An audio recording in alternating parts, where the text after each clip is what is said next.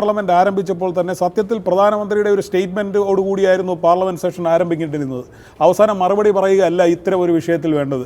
അങ്ങനെ പൊതുവേ സാധാരണ നടക്കുന്ന ഒരു വ്യവസ്ഥാപിതമായ ഒരു കാര്യമല്ല ഇവിടെ നടന്നിട്ടുള്ളത്. രാജ്യത്ത് ഇത്രയധികം കറൻസി ട്രാൻസാക്ഷൻ നടക്കുന്ന ഒരു രാജ്യത്ത്, ഇന്ന് മൻമോഹൻ സിംഗ് തന്നെ ചൂണ്ടിക്കാണിച്ചതുപോലെ ഇൻഫോർമൽ സെക്ടർ 90% ആയിരിക്കുന്ന ഒരു രാജ്യത്ത് അതിൻ്റെ മുഴുവൻ നടുവൊടിക്കുന്ന രീതിയിൽ ഒരു തീരുമാനമെടുത്ത ശേഷം, അത് ഏകപക്ഷീയമായി എടുത്ത ശേഷം, നമ്മൾ മനസ്സിലാക്കുന്നതനുസരിച്ചാണെങ്കിൽ ഈ പാർലമെൻറ്റിൻ്റെ നാഥൻ എന്നുള്ള രീതിയിലാണ് അദ്ദേഹം പ്രധാനമന്ത്രിയായിരിക്കുന്നത്. അദ്ദേഹത്തിന് വിശ്വാസമുള്ളവരാണ് ക്യാബിനറ്റിൽ വരേണ്ടത്. പക്ഷേ അദ്ദേഹം പരസ്യമായി അവരെ വിശ്വാസമില്ല എന്നുള്ളൊരു പ്രഖ്യാപനം പോലെയാണ്. ക്യാബിനറ്റിനെ പോലും വിശ്വാസത്തിലെടുക്കാതെ ഒരു തീരുമാനമെടുക്കുന്നു. പക്ഷേ 10 മാസം മുമ്പ് ഈ തീരുമാനമെടുത്തിരുന്നുവെന്നും അതിനുള്ള മുന്നൊരുക്കങ്ങൾ നടത്തിയെന്നും പറയുന്നു.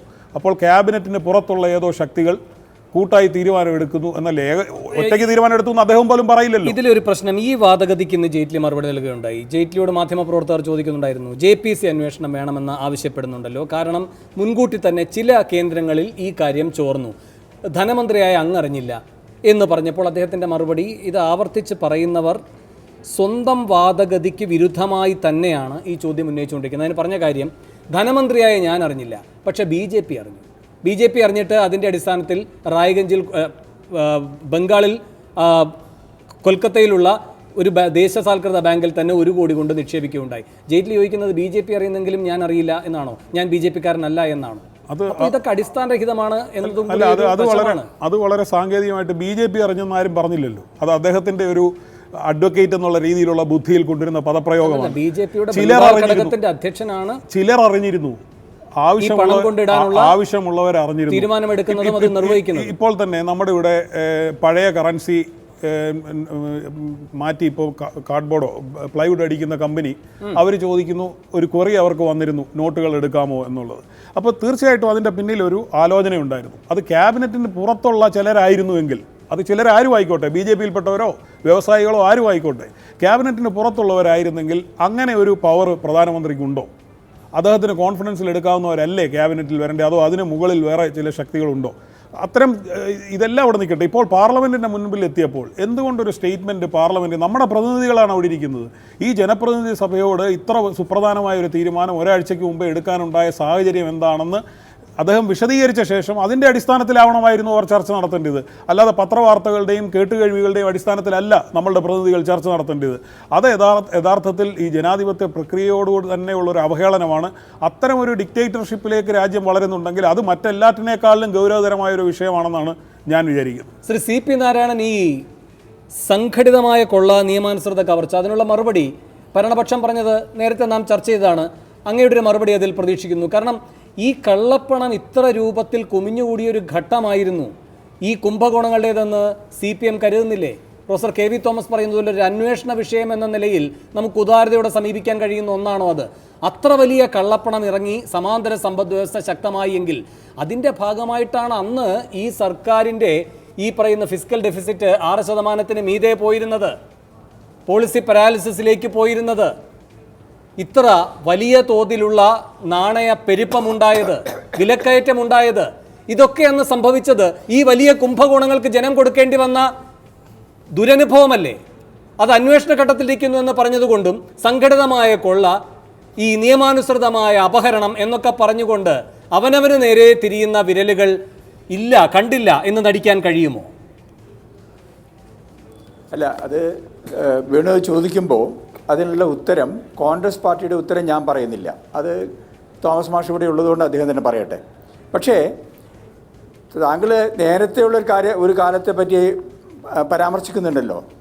അന്നായാലും ഇന്നായാലും ഞങ്ങളുടെ ഒരു അഭിപ്രായം, കള്ളപ്പണത്തിൻ്റെ വലിയൊരു പങ്ക് അത് ഈ നാണയമായിട്ടല്ല, നോട്ടായിട്ടല്ല, മറ്റു രൂപങ്ങളിലാണ്. അത് വിദേശത്ത് ബാങ്കുകളിൽ മറ്റു രൂപങ്ങളിൽ നിക്ഷേപിക്കപ്പെട്ടിട്ടുണ്ട്. ഇപ്പോഴും പ്രതിപക്ഷത്തിരിക്കുന്ന കോൺഗ്രസും അന്ന് നേരത്തെ UPA ഗവൺമെൻറ് കാലത്ത് അന്ന് പ്രതിപക്ഷത്തിരുന്ന BJP-യും ഇത് പറയാറുണ്ട്. ഇപ്പോഴത്തെ പ്രധാനമന്ത്രി മോദി തന്നെ ഈ കഴിഞ്ഞ 2014 തെരഞ്ഞെടുപ്പിൽ എന്താണ് പറഞ്ഞത്? കള്ളപ്പണം മുഴുവൻ പുറത്താണ്.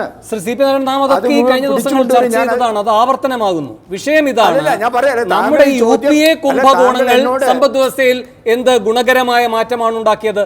അതോ ഇന്നിപ്പോൾ ഈ സർക്കാരിന് ഈ നടപടികൾ എടുക്കാൻ പ്രേരിപ്പിക്കുന്ന തരത്തിൽ നമ്മുടെ സമ്പദ് വ്യവസ്ഥയുടെ ശക്തിയെ ദുർബലപ്പെടുത്തുന്ന നടപടികളായി അതിനെ അങ്ങ് കാണുന്നുണ്ടോ ഇല്ലയോ? അല്ല, ഇപ്പോഴത്തെ ദുർബലപ്പെടുത്തൽ ഇവിടുത്തെ ജനസാമാന്യത്തെയാണ് ദുർബലപ്പെടുത്തിയത്, കള്ളപ്പണക്കാരെ അല്ല. കള്ളപ്പണമുള്ള ഒരാൾക്കും പണത്തിൻ്റെ പ്രശ്നമില്ല. ഉള്ള കയ്യിലുണ്ടായിരുന്ന മറ്റേ മൻമോഹൻ സിംഗ് പറഞ്ഞതും വേറെ പലരും പറഞ്ഞത് ഔപചാരികമായി ഗവൺമെൻറ് അംഗീകരിക്കുന്ന നോട്ടാണ് 500ഉം 1000ഉം ഒക്കെ. അത് കള്ളപ്പണമല്ല. സാധാരണക്കാരുടെ കയ്യിൽ, തൊഴിലാളിയുടെ കയ്യിൽ വരെ 500 രൂപ നോട്ടുണ്ട്. അതെല്ലാം നിക്ഷേപിക്കാൻ പറഞ്ഞു. അതൊക്കെ അസാധുവാക്കി. പകരം നോട്ട് കൊടുക്കുന്നില്ല. നിങ്ങൾക്ക് ന്യായമായ നീതിപൂർവമായ നിങ്ങളുടെ വരുമാനം, നിങ്ങളുടെ സ്വത്ത്, ആ സമ്പത്ത് മറ്റേ ബാങ്കിൽ കിടക്കുന്നതാണെങ്കിലും അതെടുക്കാൻ നിവൃത്തിയില്ല നിങ്ങൾക്ക്. എനിക്ക് ബാങ്കിൽ 1 ലക്ഷം രൂപയുണ്ട്, അതിൽ 50,000 രൂപ അത്യാവശ്യത്തിന് എടുക്കണമെങ്കിൽ പറ്റില്ല. 24,000 രൂപയാണ് പരമാവധി എടുക്കാവുന്നത്. നിങ്ങൾക്ക് ഒരു കല്യാണത്തിനോ ആരെങ്കിലും ഓപ്പറേഷൻ നടത്താനോ ഇതിനൊന്നും നിവൃത്തിയില്ല. ശരി, നാം ഇതൊക്കെ ചർച്ച ചെയ്യണം. ഞാൻ ഇടപെടുകയാണ്. ഞാൻ താങ്കളിലേക്ക് തിരികെ എത്താം. പ്രൊഫസർ കെ വി തോമസിലേക്ക് പോകുന്നതിന് മുമ്പ് ശ്രീ ജോസഫ് സി മാത്യുവിലേക്ക് ഒരിക്കൽ കൂടി. ശ്രീ ജോസഫ് സി മാത്യു, ഇന്ന് പ്രധാനമന്ത്രി പറഞ്ഞ മറ്റൊരു കാര്യമാണ്, മുൻ പ്രധാനമന്ത്രി പറഞ്ഞ മറ്റൊരു കാര്യമാണ്, ഈ രൂപത്തിലാണ് നടപടികൾ പോകുന്നത് എങ്കിൽ GDP വളർച്ച 2% കുറയുമെന്ന്. സർ, ഈ ഗോൾഡ്മാൻ സാക്സ് അവർ ഒരു അന്താരാഷ്ട്ര ഏജൻസിയാണെന്നാണ് ഞാൻ മനസ്സിലാക്കുന്നത്. അവർ ഇവിടുത്തെ സാമ്പത്തിക സ്ഥിതി വെച്ചുകൊണ്ട് കണക്കാക്കുന്നത് 1.1% ഫോൾ ഉണ്ടാകുന്നതാണ്. കെയർ റേറ്റിംഗ്സ് അവർ പറയുന്നത് 0.5 മുതൽ 0.3 വരെ. MK ഗ്ലോബൽ 0.9% പറയുന്നു. ICRA 0.4% പറയുന്നു. ICICI സെക്യൂരിറ്റീസ് 0.4% പറയുന്നു. ഈ അന്താരാഷ്ട്ര റേറ്റിംഗ് ഏജൻസികൾക്ക് പോലും കണ്ടെത്താൻ കഴിയാത്ത, അല്ലെങ്കിൽ അവരൊന്നും അനുമാനിച്ചിട്ടും എത്താൻ കഴിയാത്തൊരു സ്ഥലത്തേക്കാണ് മൻമോഹൻ സിംഗ് ഇങ്ങനെ പറഞ്ഞുകൊണ്ടിരിക്കുന്നത് 2%. ഈ ഏജൻസികളെല്ലാം ഒരു പ്രോ ബാങ്കിങ് സിസ്റ്റത്തിൽ നിൽക്കുന്നവരെല്ലാം ഇതിനെ അപ്രീഷിയേറ്റ് ചെയ്യുകയുള്ളൂ. കാരണം കാസ റേറ്റിംഗ് എന്ന് പറയുന്നത് അവരെ സംബന്ധിച്ചിടത്തോളം ഇതിന് വളരെ, നിങ്ങൾ നോക്കിയാൽ മതി, ബാങ്കിങ് സെക്ടറിലുള്ളവർക്കെല്ലാം ഇത് സന്തോഷകരമാണ്. കാരണം സ്ട്രെസ്ഡ് ഡെപ്റ്റ് എന്നുള്ള രീതിയിൽ 13 ലക്ഷം കോടി സ്ട്രക്കായി കിടക്കുന്നിടത്ത്, ബാങ്കിങ് സംവിധാനം തകർന്നു കിടക്കുന്നിടത്ത് ഇത് അവരെ സംബന്ധിച്ചിടത്തോളം അവരുടെ റവന്യൂ മോഡലാണ്. മൻമോഹൻ സിംഗ് ഇന്ന് വളരെ റിയലിസ്റ്റിക് ആയിട്ട് മുൻ RBI ഗവർണർ എന്നുള്ള രീതിയിലും he spoke more like an economist rather than A politician. അതുകൊണ്ടാണ് ഇന്റൻഷനെ ചോദ്യം ചെയ്യുന്നില്ല എന്ന് അദ്ദേഹം പറഞ്ഞത്. ഇന്റൻഷനെ ചോദ്യം ചെയ്യാവുന്ന പല ഘടകങ്ങളും ഒരു പൊളിറ്റീഷ്യനെ സംബന്ധിച്ച് ഇതിലുണ്ട്. ഈ GDP 2% എന്ന് പറയുന്നത്, അദ്ദേഹം അതിനുള്ള റീസണിങ്ങും പറഞ്ഞു. 90% ഇൻഫോർമൽ സെക്ടർ ആയിരിക്കുന്നിടത്ത് 55% അഗ്രികൾച്ചറിൽ ഡിപ്പെൻഡ് ചെയ്യുന്ന ഒരു എക്കണോമിയിൽ, ക്യാഷിനെ ഡിപ്പെൻഡ് ചെയ്യുന്ന ഒരു എക്കണോമി, അത് വെറുതെ പറയുന്നതല്ല, കണക്കനുസരിച്ച് തന്നെ 12.42% ഓഫ് അവർ GDP ക്യാഷിലാണ്. അപ്പോൾ ഇത്രയധികം ക്യാഷിനെ ഡിപ്പെൻഡ് ചെയ്യുന്ന ഒരു എക്കണോമി ലോകത്ത് തന്നെ ഇല്ല. അങ്ങനെയുള്ള ഒരു എക്കണോമിക്കകത്ത് ഈ 2%-ൽ കൂടുതൽ, ഏറ്റവും ലീസ്റ്റ് എസ്റ്റിമേറ്റിൽ 2%-എങ്കിലും വരുമെന്നാണ് പറയുന്നത്. നമ്മൾ മനസ്സിലാക്കേണ്ടത്, ഇപ്പോൾ നമ്മൾ പറയുന്ന 15 ലക്ഷം കോടിയിൽ 14.28 lakh crores അത്രയത്തിൻ്റെ കറൻസി ഫ്രീസ് ചെയ്യുന്നു. അതിൽ ഈ വൈൽഡസ്റ്റ് ഡ്രീംസിൽ പോലും ഇവർ പറയുന്ന 4 ലക്ഷം കോടി വരെയാണ് പറയുന്നത് ട്രാപ്പ് ചെയ്യാം എന്ന് പറയുന്നത്. 10 ലക്ഷമേ മടങ്ങിയെത്തിയുള്ളൂ. ബാക്കി 4 ലക്ഷം എല്ലാം കള്ളപ്പണമാണെന്ന് അനുമാനിച്ചാൽ തന്നെ that is just 2.8% of our GDP. അപ്പോൾ നമ്മൾ 2.5 എന്ന് പറഞ്ഞാൽ 1.8% ഓഫ് അവർ GDP ആണ്. അപ്പോൾ ഈ വളർച്ചയിലുണ്ടാകുന്ന കുറവ് എന്ന് പറയുന്നത് വെച്ച് നോക്കിക്കഴിഞ്ഞാൽ 2% എന്ന് പറഞ്ഞാൽ what are we going to gain എന്നുള്ളത് ഒരു ചോദ്യം. രണ്ടാമത്തെ സുപ്രധാനമായ ചോദ്യം, ഈ നഷ്ടം ഉണ്ടാകുന്നത് ഏത് സെക്ടറിനാണെന്നുള്ളതാണ്. ഇത് നിങ്ങൾ പുറത്തേക്ക് നോക്കിക്കഴിഞ്ഞാൽ ഇലക്ട്രോണിക് മെഷീനുകളില്ലാത്ത കടകൾ ഏതാണ് നിങ്ങളുടെ നെയ്ബർഹുഡിലുള്ളത്? നിങ്ങൾ നോക്കൂ.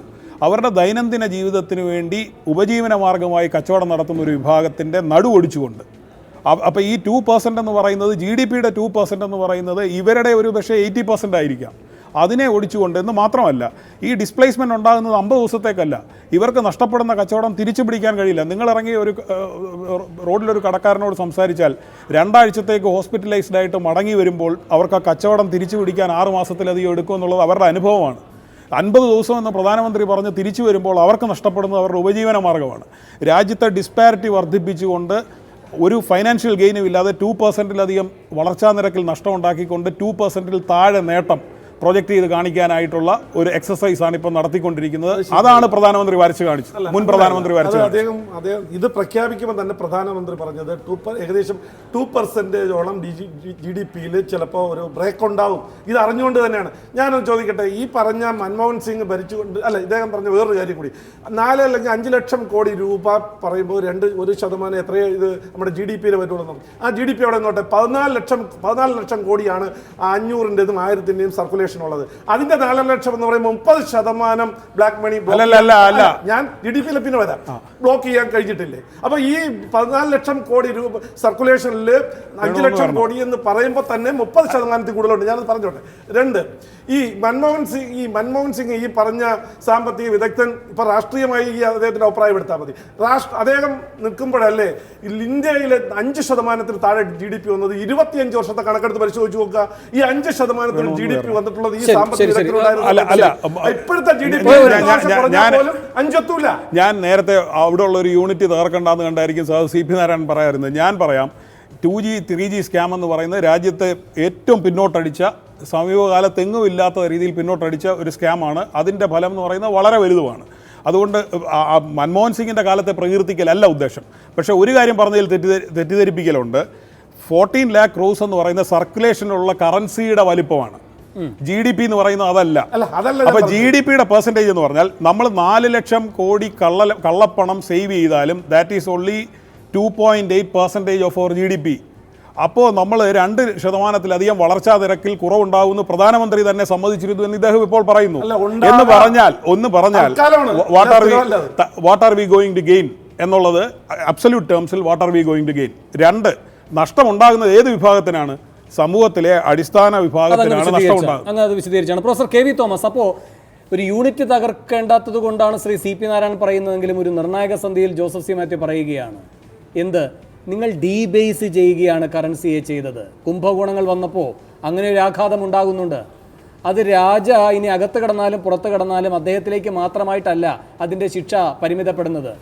ഈ 130 കോടി ജനതയ്ക്കും അത് അനുഭവിക്കേണ്ടി വരികയാണ്. എന്നിട്ടാണ് സാമ്പത്തിക വിദഗ്ധർ പറയുന്നത് ഈ ഡീബേസ് ചെയ്യലുണ്ടല്ലോ കറൻസിയുടെ നിങ്ങളുടെ കാലത്ത്, അത് താരതമ്യം ചെയ്യുമ്പോൾ ഈ ഡീമോണിറ്റൈസേഷൻ അത്ര വലിയ ആഘാതമല്ല ഉണ്ടാക്കുന്നതെന്ന്. ശരി തെറ്റുകൾ എനിക്കറിയില്ല, അങ്ങേക്ക് മറുപടി പറയാം.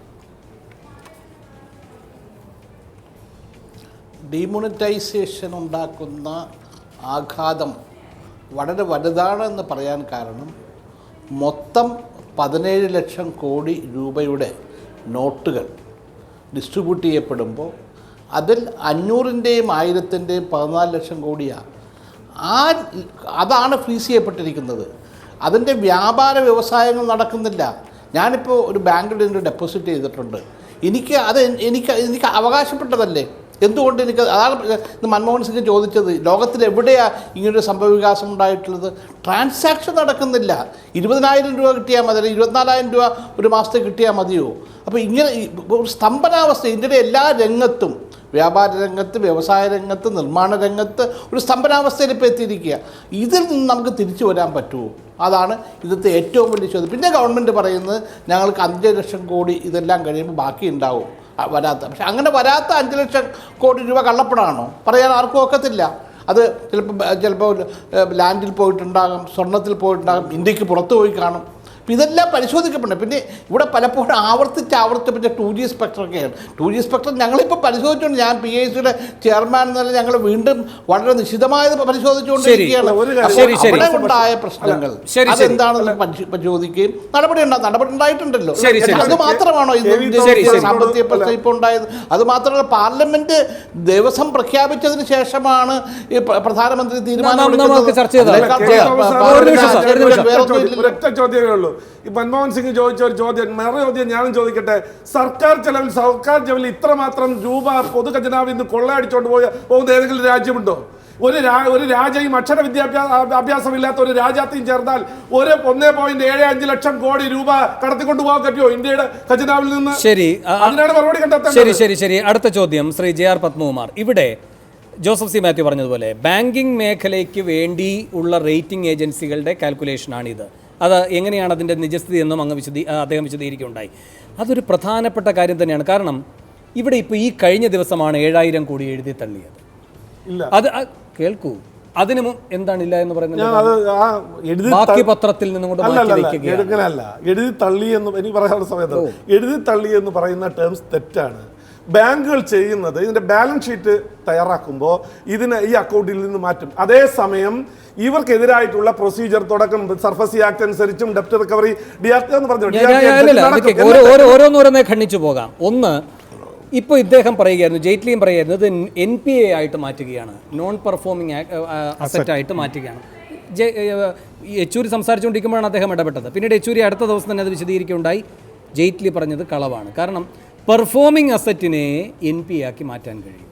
ഇത് അങ്ങനെ തന്നെ പെർഫോമിംഗ് അസറ്റ് അല്ലാതെ NPA ആയി, ആ NPA ആണ് പിന്നീട് ഈ പറയുന്ന രൂപത്തിൽ മറ്റൊരു ഷീറ്റിലേക്ക് മാറ്റുന്നത്. അല്ല, ഞാൻ പറഞ്ഞോട്ടെ, എനിക്ക് വിശദീകരിച്ചിട്ട് പറഞ്ഞു. ഇതിൽ ഈ ഒരു ഹെഡ് ഓഫ് അക്കൗണ്ടിൽ നിന്ന് വേറെ ഹെഡ് ഓഫ് അതിൽ മാറ്റിയിട്ട് ഇതിന്റെ ബാലൻസ് ഷീറ്റ് തയ്യാറാക്കുമ്പോൾ ഇതിൽ നിന്ന് മാറ്റുന്നത് നോൺ പെർഫോമൻസ് ആക്ട്, ഈ ഡെപ്പോസിറ്റ് പണം കൂടുതൽ ഇതിനകത്ത് കാണിക്കാൻ പാടില്ലാത്തതുകൊണ്ടാണ്. അതേസമയം അതൊക്കെ എന്തുകൊണ്ട് ബാങ്കുകൾക്ക് അത്രയും വലിയ കിട്ടാക്കടം ഉണ്ടായിരിക്കുന്നു. നമ്മുടെ ഈ ബാങ്കുകൾക്ക് അത്ര വലിയ കിട്ടാക്കടം ഉണ്ടായിരിക്കുന്നു. അതിൽ നിന്ന് അത് ബാലൻസ് ഷീറ്റ് ക്ലിയർ ചെയ്യണമെന്ന് പറഞ്ഞിട്ടാണ് ഈ നടപടി. RBIയുടെ നിർദ്ദേശം. പറഞ്ഞോട്ടെ, ഞാൻ പറഞ്ഞു ഇത് മാറ്റി വെച്ചിട്ട് ശേഷം ഇവർക്ക് വേറെ ഈ രണ്ടാമത് ഇവർക്ക് ഈ സർഫസി ആക്ട് അനുസരിച്ചോ നമ്മുടെ DRT അനുസരിച്ചോ ഇത് റിക്കവറി ചെയ്യുമ്പോൾ ഇവർക്ക് വേറെ രജിസ്റ്റർ ഉണ്ട്, ഡെപ്റ്റ് റിക്കവറി രജിസ്റ്റർ ഉണ്ട്. ആ ഡെപ്റ്റ് റിക്കവറി രജിസ്റ്ററിൽ ഇത് ഉൾക്കൊള്ളിച്ചതിന് ശേഷം പിന്നെ ഇത് ഉൾപ്പെടുത്തുന്നത് എവിടെയാണെന്ന് പറഞ്ഞാൽ ബാങ്കിന്റെ പ്രോഫിറ്റിലാണ്. അതൊക്കെ ഇങ്ങനെയൊന്നും പറഞ്ഞ് പറ്റിക്കരുത് ആളുകളെ. അങ്ങ് പറയുന്നത് ഇത് തിരിച്ചു വന്നാൽ പിന്നെ അത് ബാങ്കിന്റെ ലാഭമായി വരുമെന്ന്.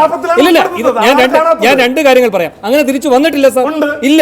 കൺവിക്ഷൻ റേറ്റ് ഫോർ വിൽഫുൾ ഡീഫോൾട്ടേഴ്സ് നിങ്ങളുടെ ഗവൺമെന്റ് വന്ന് 2014-15 1.45% അത് 15-16 1.14% കുറയുകയാണ് ചെയ്യുന്നത്. കഴിഞ്ഞില്ല.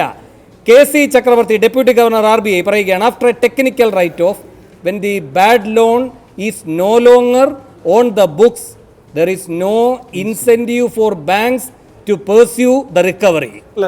അപ്പൊ ഇതൊന്നും ആളുകളെ പറഞ്ഞ് പറ്റിക്കരുത്. ആ പൈസ ഇങ്ങോട്ട് വരും, അങ്ങനെ വരുമ്പോൾ തന്നെ ബാങ്കുകളുടെ ലാഭത്തിലേക്ക് അത് വരും. ഞങ്ങളുടെ NDA ഗവൺമെന്റ് വന്നതിന് ശേഷം കൊടുത്ത ലോണൊന്നും NPA ആവേണ്ട സമയമായില്ല. ഒന്ന്. രണ്ട്, ഒരു നിമിഷം സാർ, ഒരു നിമിഷം ഇവിടെ ഒരു നിമിഷം ശ്രീ CP നാരായണൻ, ശ്രീ CP നാരായണൻ. ഇത് നിങ്ങൾ തമ്മിലുള്ള തർക്കമായിട്ട് നിൽക്കല്ലേ. ഞങ്ങൾക്കൊക്കെ ഇതിനെപ്പറ്റി അഭിപ്രായമുണ്ട്. ശ്രീ പത്മകുമാർ പറയുന്ന രീതിയിലാണെങ്കിൽ ഈ ഗവൺമെന്റ് വന്ന ശേഷം ഒരു കുഴപ്പമൊന്നും ഉണ്ടായിട്ടില്ലെന്നാണ്. ഇവർ വന്ന ശേഷമാണ് ഒരുപാട് പണം എഴുതി തള്ളിയത്. അതിന്റെ കണക്ക് ഞാൻ പറയാം സാർ, എൻ്റെ കൈവശമുണ്ട്. അതുകൊണ്ട് ഞാൻ അദ്ദേഹവുമായി ഒരു തർക്കത്തിൽ ഏർപ്പെടുകയല്ല. മുൻ വർഷവുമായി ബന്ധപ്പെടുത്തുമ്പോൾ കിട്ടാക്കടത്തിലെ വർധന എന്ന് പറയുന്നത് 13.46%. ശ്രീ JR പത്മകുമാർ, ഈ കിട്ടാക്കടത്തിൻ്റെ കൃത്യമായ കണക്കുകളിൽ വരുമ്പോൾ 2013-15 സാമ്പത്തിക വർഷം 29 ബാങ്കുകൾ എഴുതി തള്ളിയത് 1.14 ലക്ഷം കോടി. അല്ല, നിങ്ങളൊക്കെ വരുന്നതിന് മുൻപാണ് എന്നാണ് ഇനി പറയാൻ വരുന്നതെങ്കിൽ നിങ്ങൾ വരുന്ന ഒരു കാലവും അതിലുണ്ട്. നിങ്ങൾ ഒരു ഒറ്റ കാര്യം കൂടി, 2012 സാമ്പത്തിക വർഷം 15,551 കോടിയാണ്. 2015 3 ഇരട്ടി വർദ്ധിച്ച് 52,542 കോടി. നിങ്ങൾ വന്നതിന് ശേഷം ഞങ്ങൾ വന്നതിന് ശേഷം ഈ 2.5 വർഷം കൊണ്ട് ഒരു കടവും NPA ആവില്ല, നോൺ പെർഫോമൻസ് അസറ്റ് ആവില്ല. നേരത്തെ തുടർന്ന് വരുന്ന കടങ്ങളാണ് ഇത് വരുന്നത്. രണ്ട്, അസത്യം പറയുന്നത് 7,000 കോടി നിങ്ങൾ ഈ പറയുന്ന സായി ഫാർമസ്യൂട്ടിക്കൽസ് എന്ന് പറയുന്ന സ്ഥാപനത്തിന് സായി ഫാർമസ്യൂട്ടിക്കൽസ് എന്ന് പറയുന്ന സ്ഥാപനത്തിന്റെ എഴുതി തള്ളിയത് നിങ്ങളുടെ ഗവൺമെന്റ് വന്നതിന് ശേഷം. ഞങ്ങളുടെ ഗവൺമെന്റ് വന്നതിന് ശേഷമല്ല ഈ നോൺ പെർഫോമൻസ് അസറ്റ്, നിങ്ങളുടെ ഗവൺമെന്റ് വന്നതിന് ശേഷമാണ്. ഇത് എഴുതി തള്ളാൻ എന്നുള്ള തെറ്റാണ്. ബാങ്കിന് എപ്പോഴെങ്കിലും എഴുതി തള്ളണമെന്നുണ്ടെങ്കിൽ ഒരൊറ്റ കണ്ടീഷനിലേ പറ്റൂ. എങ്ങനെയാണെന്ന് പറഞ്ഞാൽ രണ്ടുപേരും കൂടെ ഒരു ധാരണയിലെത്തി 1 ടൈം സെറ്റിൽമെന്റോ 2 ടൈം സെറ്റിൽമെന്റോ ആക്കിയതിനു ശേഷം 100 രൂപ തരാനുണ്ടെങ്കിൽ നിങ്ങൾ 50 തന്നാൽ മതി, 50 നിങ്ങൾ തരണ്ടാന്ന് എഴുതി തള്ളാൻ പറ്റൂ. അക്കൗണ്ട് ഹെഡിൽ പറയുന്ന 3 വർഷമായാലേ ഇത് NPA ആകുള്ളൂ എന്ന് പറയുകയാണെങ്കിൽ ഒരു പുതിയ ലോൺ എടുത്താൽ അല്ല 62 കമ്പനികൾക്കാണ് ഈ റൈറ്റ് ഓഫ് നൽകിയിരിക്കുന്നത്.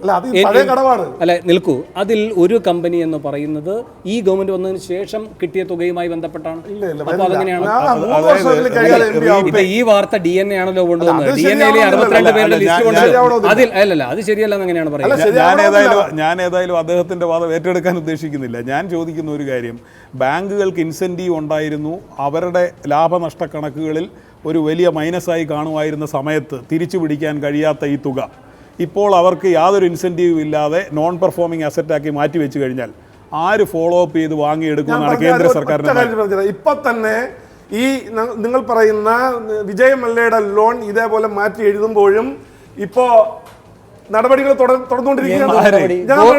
10,000 കോടിയുടെ അയാളെ അസറ്റ് ഉൾപ്പെടെ 10,000 കോടിയുടെ ഷെയർ മരവിപ്പിച്ചിട്ടുണ്ട്. സാർ, ഇപ്പോൾ ഇദ്ദേഹം ഈ രാജ്യത്ത് നിന്ന് രക്ഷപ്പെട്ടതിന് ശേഷം കിങ്ഫിഷറിന്റെ മൂല്യം ഇപ്പം എത്രയാണ്?